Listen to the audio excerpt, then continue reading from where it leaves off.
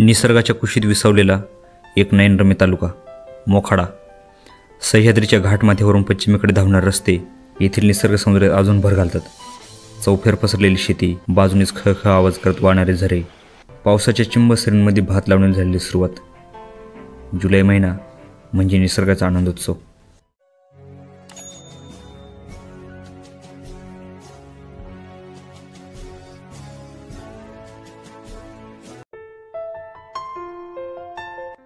नेहमीप्रमाणे आपण शॉर्टकट रस्त्याने जिल्ह्याची बॉर्डर क्रॉस केली आणि खाली असलेल्या गावात येऊन पोहोचलो।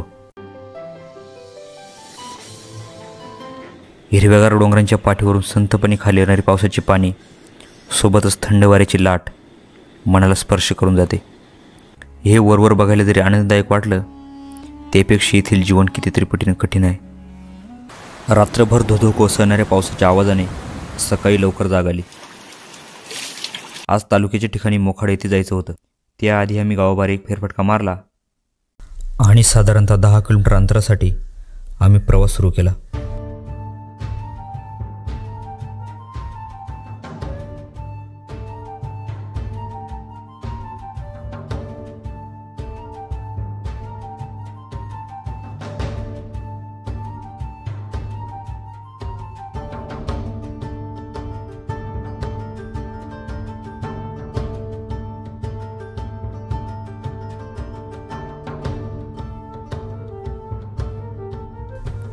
राज्य महामंडळाची बस सेवा म्हणजे फास्ट अँड फ्युरियस चित्रपटासारखा थरार बघायला मिळतो।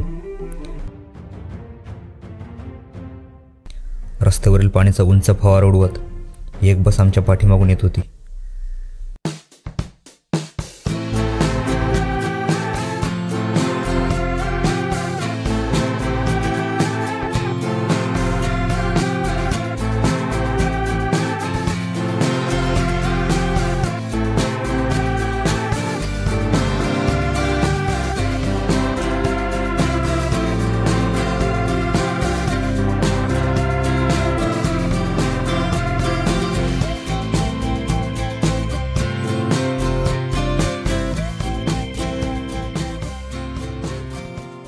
कुठेतरी पेट्रोल पंप शोधावा लागणार म्हणून पुढे जाऊन थांबलो।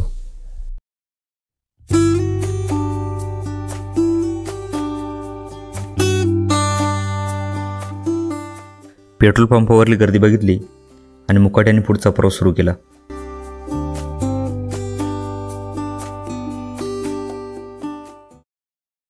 निदान पोटाला तर एनर्जी मिळावी म्हणून आम्ही हे केलं आणि 400 मिली स्प्राईटची बॉटल मिळाली फक्त 20 रुपयांमध्ये।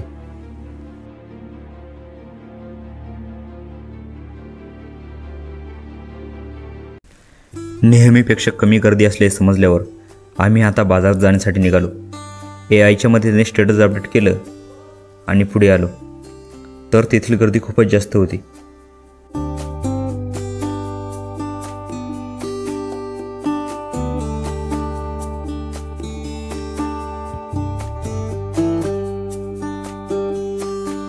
तालुक्याचं ठिकाण असूनही एखादे शांत आणि प्रसन्न खेडेगावासारखं भासणारं मोखाडा।